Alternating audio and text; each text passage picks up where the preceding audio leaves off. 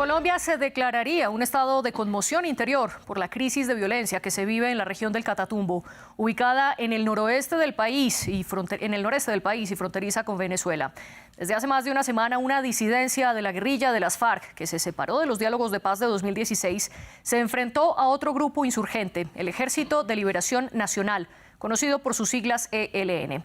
En sus enfrentamientos y con homicidios selectivos han matado a más de 80 personas, incluyendo a por lo menos 5 personas que fueron guerrilleros, pero que sí se habían reincorporado a la vida civil por el acuerdo de paz. Otras 32.000 personas se desplazaron forzosamente en uno de los hechos más graves del conflicto colombiano de los últimos años. El gobierno de Gustavo Petro decidió romper las negociaciones que tenía con el ELN y que hacían parte de su política de paz total, una de las mayores ambiciones de esta administración en un intento por lograr salidas negociadas a los múltiples conflictos armados que hay en el país.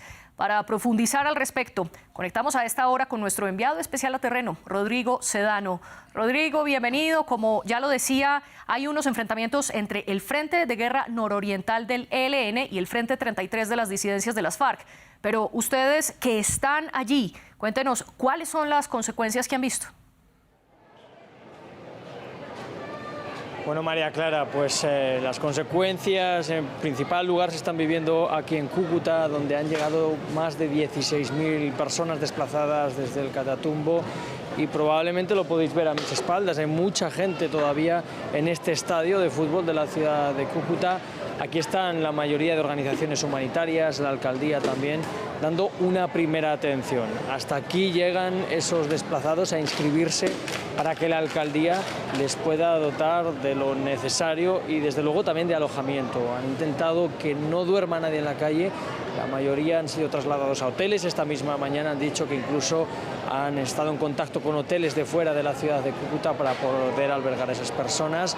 Algunos, sin embargo, nos han dicho que sí que están durmiendo en la calle. Todavía parece que no se ha conseguido llegar a todos.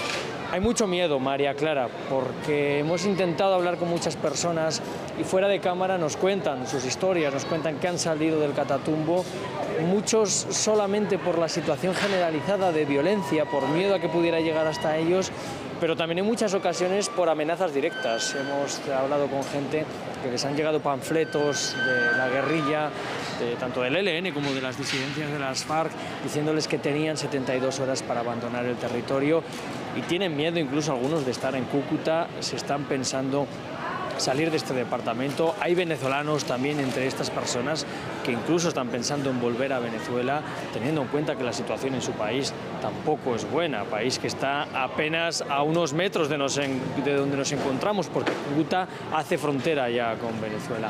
Lo que hemos podido hablar con las organizaciones también, María Clara, es que si acá la situación es complicada, es más complicada humanitariamente hablando en los pueblos más cercanos al Catatumbo.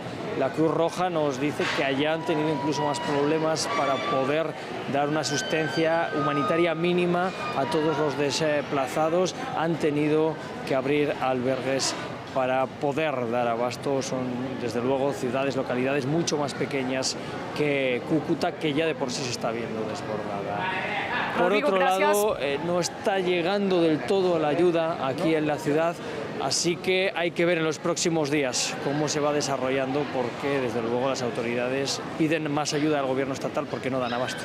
Gracias, Rodrigo, por este reporte. Nosotros continuamos aquí en el estudio, precisamente en el debate de France 24. Hoy discutiremos si fracasa o no la paz total del gobierno de Gustavo Petro. Para ello nos acompañan en estudio Camilo González Pozo, jefe negociador precisamente de este gobierno, en la mesa con la disidencia de Calarcá, en el departamento de Córdoba. También está con nosotros Wilson Ruiz, exministro de Justicia entre los años 2020 y 2022 durante el gobierno del entonces presidente Iván Duque. Y remotamente, pero también en Bogotá, se conecta con nosotros Paulo Illich Vaca. Él es subdirector de la ONG de Justicia.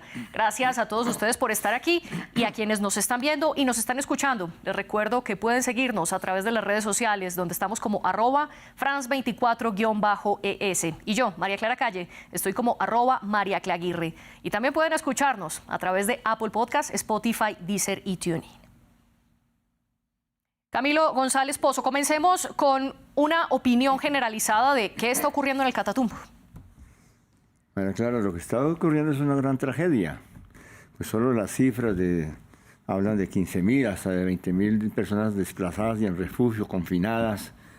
Cerca de 80 personas muertas, dice el gobernador, 41 están en medicina legal y pues la gente en un régimen de terror tremendo. Pues ahí se han asesinado a 7 firmantes del Acuerdo de Paz de 2016 que los han buscado en la casa uno por uno. Es una persecución selectiva. Es toda una ofensiva que ha emprendido el ELN para buscar controlar ese territorio y hacer un control de frontera. Y creo que estamos en una de las crisis peores que hemos tenido regionalmente, y en el Catatumbo es solo comparable a lo que ocurrió en el año 2005, cuando hubo una gran ofensiva de los paramilitares en La Gabarra. Precisamente hay hasta libros, la masacre de La Gabarra, así en este país del horror en relación a masacres, pues se hace referencia a un hecho atroz. Y más recientemente en Arauca, desde el año 21, 22, viene escalándose una confrontación muy fuerte entre el Frente Décimo, que está alineado con Iván Lozada Mordisco, y el Frente Nororiental del ELN, que tiene ubicación en Arauca y en sectores de la frontera del lado de Venezuela. Una lucha terrible por el control de la frontera que incluso tuvo desenlaces con fuertes combates en territorio venezolano. Y además, lo más grave, se hizo el aprendizaje de matar civiles inermes como forma de ganar posiciones, de amenazar líderes, de perseguirlos casa a casa. Y son episodios dolorosísimos que tienen muchos antecedentes. Y más adelante vamos a hablar de uno de los puntos que usted menciona, los combates en territorio venezolano. Pero antes quiero darle también la bienvenida al exministro Wilson Ruiz. Gracias por acompañarnos. ¿Cómo describiría usted lo que está pasando en el Catatumbo? A ver, hay que empezar, saludo especial a Camilo, a ti y a toda la gente que ve y nos escucha. Lo primero que hay que decir es que la paz total del gobierno del presidente Petro ha sido un fracaso total. Si tú notas, ha venido incrementándose más el accionar de estos grupos delincuenciales, llámese Clan del Golfo, el ELN, las disidencias, etcétera, etcétera. Y lo del Catatumbo, como decía Camilo, es un desastre. Yo leía hace un momento más de 32.000 personas desplazadas. Ya a la fecha ya hablan de 100 y algo de muertos. Recordemos que esta zona tiene 52.000 hectáreas de siembra de coca, ya la pelea es por la coca también. Y decirte que definitivamente el Catatumbo, aquí no vale, con todo respeto, ningún diálogo. Aquí lo que tenemos es que desamarrar la fuerza pública y que actúe. Yo considero que la conmoción interior no era necesaria. Se hablaba inicialmente de conmoción interior y emergencia económica, pero por fortuna, en las últimas horas quitaron la emergencia económica y solamente quedó como estado de conmoción interior. A mí me parece que aquí lo que hay que es decir que la fuerza pública actúe con contundencia en contra de estos grupos criminales para poder establecer el orden. Yo la verdad lamento muchísimo lo que está pasando en el país. Desde luego el compañero que salió ahorita en cámaras de ustedes hablaba del estadio de Cúcuta, el cual en este momento ha recibido la gran mayoría de desplazados. Está también Tibú, en norte de Santander, y Ocaña, son como las 3, digamos, municipios más grandes que han recibido toda esta cantidad de desplazados. Una cifra bastante grande, me parece. En efecto, la última información de la Defensoría del Pueblo, que es un organismo estatal de defensa de derechos humanos, habla de 32.000 desplazados. La mayoría de ellos, como usted bien lo dijo, exministro, están en Cúcuta, donde hay cerca de 15.000 personas, en Ocaña con 11.500 y en Tibú con 5.300. Los datos aproximados. Paulo Illich Vaca, gracias a usted también por acompañarnos aquí en el debate de France 24. ¿Cuál es su opinión sobre lo que ocurre en el Catatumbo? Gracias, María Clara. Básicamente coincido con el contexto que ha presentado Camilo y agregaría, digamos, que esta no es una crisis reciente, no es una crisis, digamos, de estos años del actual gobierno, sino que es una crisis que se remonta al menos a 10 o 15 años atrás. Si miramos las estadísticas, también podemos ver, digamos, que en el anterior gobierno crecieron los grupos armados y particularmente, digamos, los comandos del ELN en esa región. Y más allá de eso, digamos, creo que en lo que coincidimos como país desde diferentes sectores y desde diferentes posiciones es que se trata de una de las crisis humanitarias más lamentables que ha vivido el país y que en tal sentido debemos buscar soluciones fundamentadas en primer lugar en los derechos humanos y en el derecho internacional humanitario y en segundo lugar en un diálogo permanente con la población civil y las organizaciones sociales que habitan esa región. Ahora les propongo que nos dediquemos a debatir o a dividir este programa en dos secciones. Primero, analizar las respuestas del Gobierno Nacional, sobre todo con la propuesta de decretar conmoción interior, y luego sí pasemos a el estado de los conflictos y de los grupos armados, allí en el Catatumbo. Paulo, quiero preguntarle concretamente y que le pueda explicar a nuestra audiencia qué es un estado de excepción, concretamente el de conmoción interior, que se decreta cuando puede haber una perturbación grave del orden público que signifique una alerta o un cambio inminente en la estabilidad de las instituciones. ¿Se dan las condiciones para decretar conmoción interior que no existe en el país desde hace 17 años? María Clara, bueno, primero, digamos, yo haría una explicación desde el punto de vista teórico y del derecho constitucional. Los estados de excepción están dados para enfrentar graves crisis como guerras, problemas de orden público o problemas de tipo ambiental. Y básicamente, digamos, hay dos razones para decretar este tipo de estados, o más bien dos razones que subyacen después de los estados de excepción. El primero es, digamos, que el Ejecutivo tiene la posibilidad de limitar los derechos más que en los periodos ordinarios. Entonces, por poner un ejemplo concreto, se podría hacer, por ejemplo, una limitación al derecho de protesta, que en un estado ordinario no sería posible realizar. Y en segundo lugar, digamos, la consecuencia de un estado de excepción es que se puede dar una concentración de poder en el Ejecutivo, en la medida, digamos, que el Ejecutivo puede sacar decretos con fuerza de ley, es decir, que puede legislar, y esa es una función propia de la rama legislativa.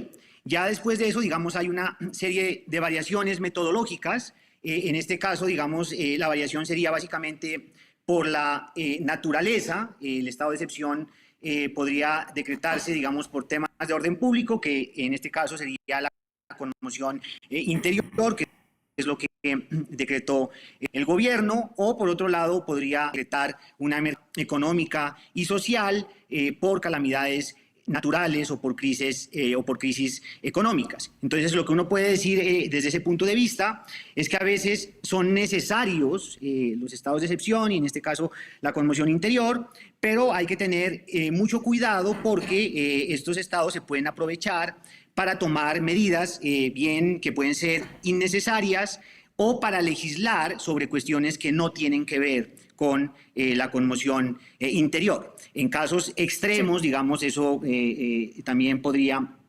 mutar en casos o en intentos de dictadura, cuando ya eso, digamos, se vuelve extremo. Ahora, en el caso de la conmoción interior, hay que distinguir varios supuestos porque la jurisprudencia de la Corte Constitucional ha dicho, digamos, que primero la Corte debe examinar los hechos invocados para saber si esos hechos existen o no existen, es lo que la Corte denomina juicio de realidad.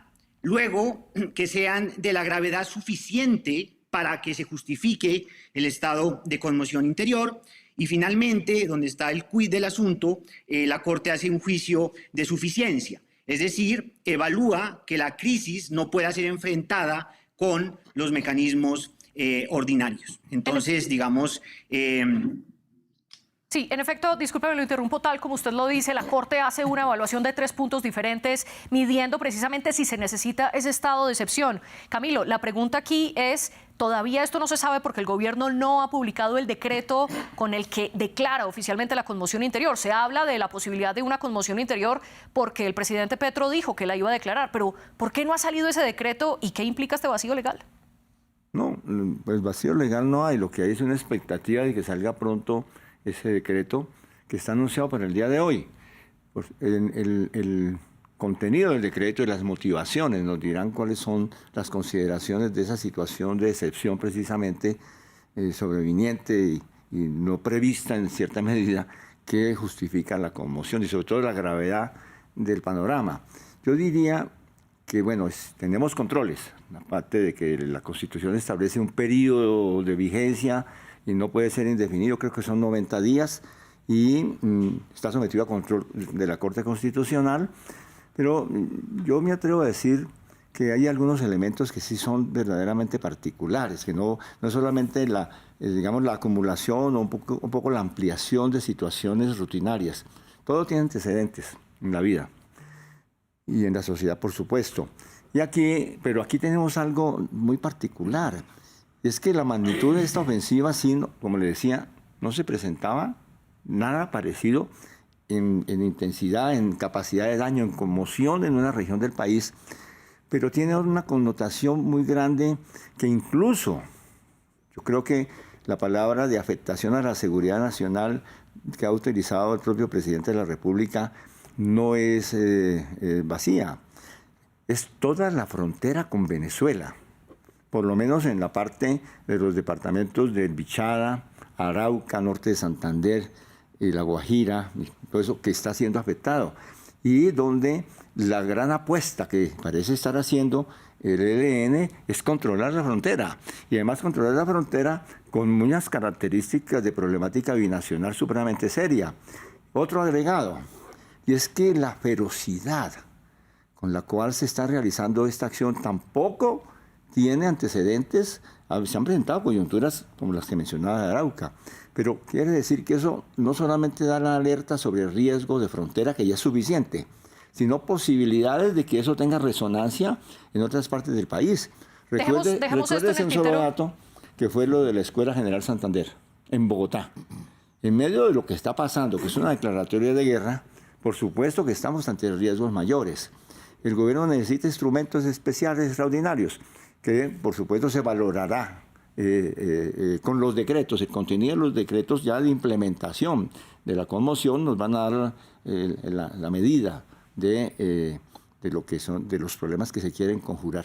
Solo para ponerle en contexto a nuestra audiencia, cuando Camilo se refiere al atentado contra la Escuela General Santander, es una escuela de policía que fue atacada por el ELN durante el gobierno de Iván Duque y el entonces presidente rompió los diálogos de paz que había en ese momento con dicha guerrilla por este atentado. Vamos a dejar en el tintero el tema del control del ELN de la frontera con Venezuela, que usted lo dice, pero antes, Wilson, quiero preguntarle cuál es su postura sobre el estado de conmoción interior. ¿Se necesita y podría generar un cambio, sobre todo en materia humanitaria y en materia de seguridad en Catatumbo? Mira, lo primero, escuchaba yo atentamente a Pablo y a Camilo, y eso es cierto. Hay que tener muy en cuenta de que un presidente puede, digamos, exceder sus facultades y él no se puede presentar, digamos, una dictadura. Ahora hay que tener mucho cuidado. Yo estoy ansioso, la verdad. Yo creo que no se puede improvisar un decreto de esta naturaleza de conmoción interior, en el cual el presidente puede dictar decretos con fuerza de ley, puede derogar inclusive leyes del Congreso de la República, puede restringir los medios de comunicación, incluso hasta retener personas, suspender alcaldes, gobernadores, etcétera, etcétera. Hay que tener mucho cuidado con esta figura, por eso estoy ansioso esperando lo otro. A mí me parece que no era necesario decretar este estado de conmoción interior como está el país. A mí me parece que tenemos una fuerza pública, mucha gente dice que tenemos uno de los mejores ejércitos del mundo preparados para combatir, y yo creo que es un momento propicio. Pues duele decirlo, pero digamos, en este momento hay un desplazamiento tan masivo, yo creo que esto ayudaría mucho a que la fuerza pública pueda ingresar y pueda poner el orden público como tiene que ser allá. Otro punto importante, lo decía ahora Camilo, y eso es cierto, departamentos críticos como el Arauca, Chocó, yo soy del Valle del Cauca, el Valle, Cauca, Nariño, etcétera. Esto más adelante el presidente puede decir, hombre, estado de conmoción interior en otro departamento. Y a mí lo que me preocupa es que más adelante digan, definitivamente el estado de conmoción interior está tan alterado que vamos a tener que posponer el calendario electoral y no hayan elecciones el próximo año. Eso sería demasiado grave porque nunca se había presentado. Y para terminar, María Clara, en un contexto rápidamente, en Colombia se han decretado 8 estados de excepción desde la Constitución del 91. Una de las que yo recuerdo mucho fue cuando posesionó el expresidente Álvaro Uribe, en el cual estábamos en manos del narcotráfico, del terrorismo, de la criminalidad, y en esta la Corte la declaró exequible condicionada. Me acuerdo, creo que era un magistrado apellido Cepeda. Y la última que hizo el expresidente Uribe fue cuando la rama judicial paralizó el país por 37 días, ¿tú te acuerdas de eso? E inmediatamente lo decretó porque hubo una excarcelación, digamos, de mucha gente, se preveía que iba a ser mucho peor. Han habido 8, o sea, no es extraño que un presidente la declare, el expresidente Iván Duque nunca la decretó, ni creo, bueno, no me acuerdo otro presidente que tampoco la decretó, creo que Pastrana tampoco, pero ahí estamos en el contexto, María Clara. Ahora sí quiero volver a ese punto que ustedes han hablado y es el control por parte de la guerrilla del ELN de la frontera entre Colombia y Venezuela. A esto diferentes académicos que estudian el conflicto armado colombiano, por ejemplo, como Luis Fernando Trejos, hablan de que esta es una guerrilla binacional porque opera tanto en Venezuela como en Colombia y, según la información de Trejos, tiene guerrilleros venezolanos y colombianos. A esto se suma las 2 alertas tempranas que había emitido desde el 2024 la Defensoría del Pueblo, alertando que las disidencias de las FARC, concretamente este Frente 33, se podría enfrentar con el Frente de Guerra Nororiental del ELN en el Catatumbo. Eso ya lo estamos viendo ahora. Camilo, ¿por qué habiendo estas advertencias? ¿Por qué si hay un conocimiento de que una guerrilla controla la frontera con otro país, dónde está el gobierno actuando? Bueno, esa es una realidad desde hace décadas. Que el ELN se ha movido en esa frontera, se ha hablado mucho de una frontera porosa y se ha hablado de la existencia de campamentos del lado venezolano, en el estado de Apure, en Táchira, en Zulia, sobre todo hacia el lado de Apure, y incluso son afirmaciones que se vienen haciendo desde hace rato, de que desde allá funciona Antonio García y el COSE, es decir, que el mando del ELN y del Frente Nororiental tiene en el territorio venezolano muchas operaciones. Yo diría que esa es una realidad muy conocida, ¿no? Y se han hecho advertencias. Se presentaron hechos, lo que se dio al principio, creo, no me acuerdo, que primeros meses del 23, que hubo enfrentamientos allí, este Frente Décimo de disidencias encabezado por un señor Medina, enfrentó al ELN, entró a Venezuela.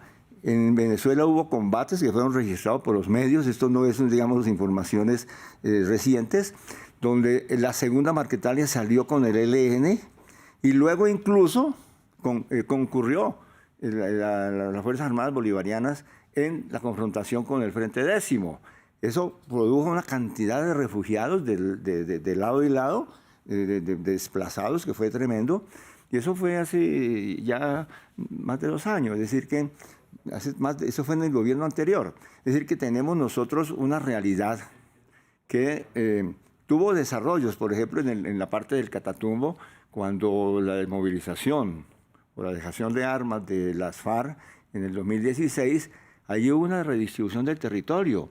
E inicialmente lo que hizo el ELN fue expandir áreas de influencia y también aprovechando la situación de frontera. Entonces no es algo nuevo. Ahora hay una recomposición. Y se van llevando una recomposición y entonces están peleando ese control de posiciones en las fronteras.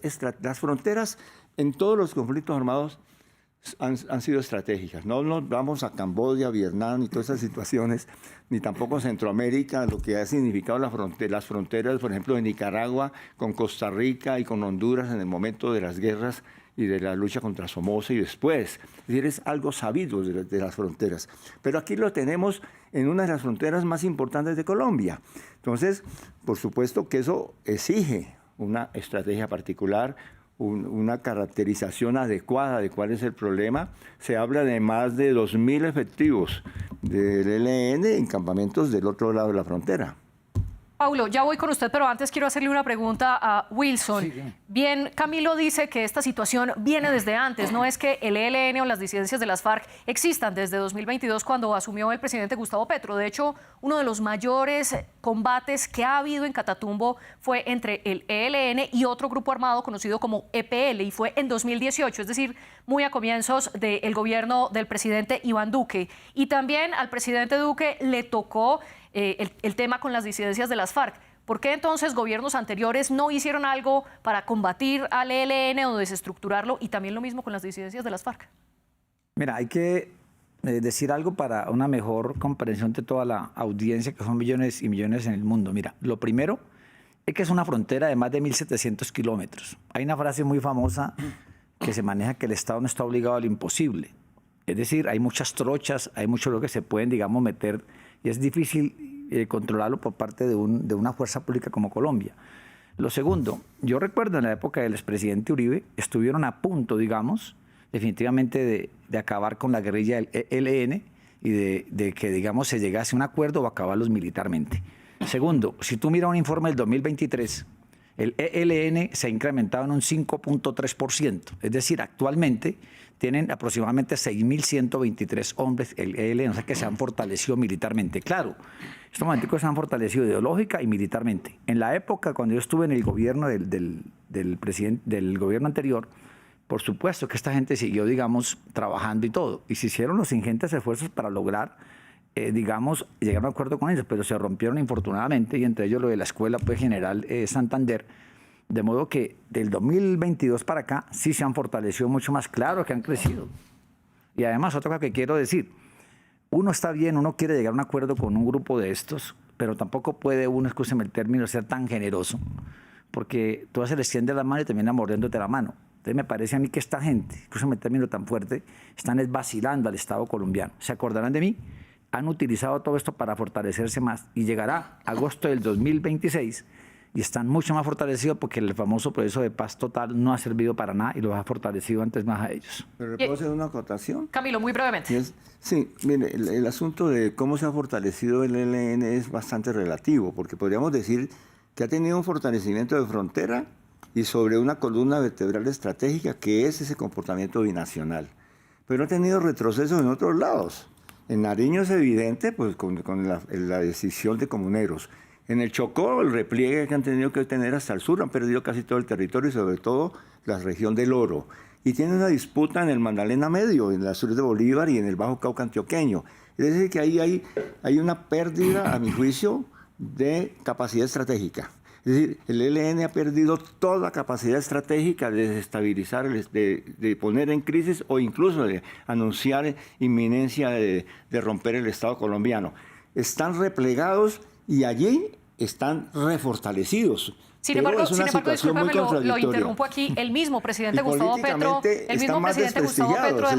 de manera pública, le preguntó a sus oficiales cómo era posible que la guerrilla del ELN haya pasado del departamento de Arauca, que queda más al sur del norte de Santander, y se haya movido a norte de Santander para fortalecerse allí. Y el mismo presidente reconoció que por lo menos en esta zona del país hay un fortalecimiento del ELN. Y también la Defensoría alerta de un fortalecimiento del Frente 33 de las disidencias de las FARC, pues dice que de manera inusual ya no solo están en el Catatumbo, sino que también ha habido movimientos hacia el sur del Cesar y hacia otros municipios de Santander, un departamento diferente. Paulo, precisamente la pregunta es cómo entender la expansión y el fortalecimiento de grupos, por lo menos en esta zona del país, en medio de una negociación de paz.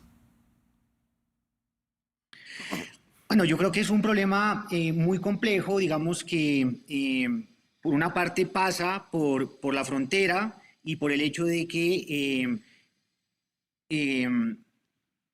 comandos del ELN estén refugiándose en Venezuela, pero por otro lado, digamos, también es claro que una buena parte de comandos que estaban en Arauca se trasladaron hacia la zona del Catatumbo. Entonces yo creo que ahí hay una cuestión geoestratégica, es una zona, digamos, en la que el ELN quiere consolidar su control territorial y por otro lado, digamos, es evidente también que el problema del narcotráfico, que es un flagelo, digamos, que está muy presente en la región, pues juega también un papel preponderante. En ese punto, digamos, lo que me parece fundamental señalar es que es muy importante que se fortalezcan las políticas de derechos humanos porque la población más afectada es la población civil. Y en ese sentido, digamos, es importante destacar que había 2 alertas tempranas de la Defensoría del Pueblo del año pasado que de alguna manera alertaban que lo que está sucediendo hoy iba a pasar. Y en ese sentido, digamos, es fundamental que se tome en cuenta la opinión de las organizaciones sociales y que se pueda trabajar en la construcción de corredores humanitarios que garanticen su seguridad y que garanticen que no sigan siendo desplazados de sus territorios. Paulo, a propósito que usted habla de fortalecer las políticas de derechos humanos, quiero concluir el debate con una pregunta o quizás con dos para una sola respuesta muy brevemente. ¿Cuál puede ser entonces la solución a esta situación? ¿Mano dura vía militar o continuar con las negociaciones de paz? Eso por un lado. Y por otro lado, ¿qué puede hacer entonces el gobierno colombiano del presidente Gustavo Petro frente a Venezuela? Ustedes ya lo han dicho. Por ejemplo, el comandante en jefe del ELN, Antonio García, se conoce que está en Venezuela. ¿Qué puede pasar allí y cuál puede ser la salida? Camilo, muy brevemente. No son contradictorios los procesos. Por un lado, de continuar conversaciones, en este caso con el Frente 33 y el bloque Gentil Duarte, que vienen en conversaciones en la mesa que yo coordino y que durante todo este periodo, hasta la semana pasada, han cumplido los acuerdos en relación a la población civil y otros convenios.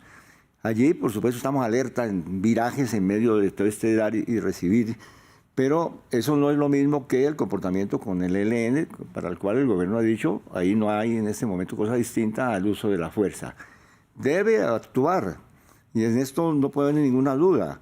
La fuerza pública controlando el territorio, se ha hablado de la presencia de 5.000 nuevos efectivos y eso es absolutamente necesario, la población lo requiere y también yo creo que es conveniente para las mismas conversaciones de paz. No hay que confundir presencia militar con violación de los derechos humanos. Por el contrario, creo que vamos a ver una presencia importantísima de la fuerza pública en el Catatumbo con estricto respeto a los derechos humanos, con protección a la población. Y esto complementado con otra cosa. No pueden detenerse los planes de inversión. Está el Pacto Catatumbo, hay planes territoriales importantes, hay iniciativas de transformación territorial, políticas para contrarrestar las economías ilegales y particularmente lo de la coca. Eso debe fortalecerse. Yo creo que en eso se está, de modo que no hay que contraponer una cosa por otra. Wilson, muy brevemente, ¿mano dura o negociación y qué hacer con Venezuela? Es que estaba creyéndote ahora y el presidente más que nadie sabe por qué esta gente se ha trasladado de Arauca hacia norte de Santander. Obviamente él perteneció a estos grupos, es subversivo y él sabe esto para dónde va. Lo otro, mira, es el momento, digamos, oportuno. Era, ¿no? Por sí, lo menos, ¿no? Sí, era de estos grupos subversivos. Entonces, lo que te quiero decir, María Clara, es que estos momentos es propicio para que la fuerza pública actúe, para que el presidente le dé la instrucción, la orden a sus generales y que actúen. Y el hecho de que ellos actúen con contundencia en contra de los grupos criminales, hombre, que no los van a llamar a calificar servicios, todo lo contrario, hay que condecorarlos. Es lo que te digo yo, hay que hacerlo porque cada que ellos actúan, infortunadamente, muchos de ellos en contra de esta delincuencia, inmediatamente los llaman a calificar servicios y los retiran. Es un momento para entrar a demostrar que el pueblo colombiano, que el ejército está preparado y los va a apoyar como tiene que ser. Paulo, y muy brevemente, mano dura, vía negociada y qué hacer con Venezuela. Creo también y coincido con Camilo que no son incompatibles. Yo diría que mano dura, se necesita que la fuerza pública haga presencia en el Catatumbo y proteja a la sociedad civil. Y por otro lado es clave continuar con los diálogos y que si en verdad, digamos, el ELN está interesado en una vía negociada, es el momento para que lo demuestre con acciones y para que podamos salir de este flagelo que nos afecta gravemente a todos y a todas. Camilo, y cierro con usted porque no me respondió la segunda pregunta. ¿Qué hacer con Venezuela? Yo creo que con Venezuela lo que hay que proponer es un acuerdo de colaboración para la no violencia en la frontera, para lo que es la acción contra el narcotráfico, contra el tráfico de armas, contra la presencia de grupos irregulares que atenten contra la soberanía o la estabilidad de los dos estados. Perfecto, muchas gracias Camilo González Pozo, Wilson Ruiz y Paulo Illich Vaca por hacer parte de este debate, que sé que muchas veces el tiempo se hace corto. Este programa fue producido por Laura Garzón, la jefe de edición, y Tania Herrera, la jefe de invitados. Sobre este tema y muchos más, pueden profundizar la información en france24.com.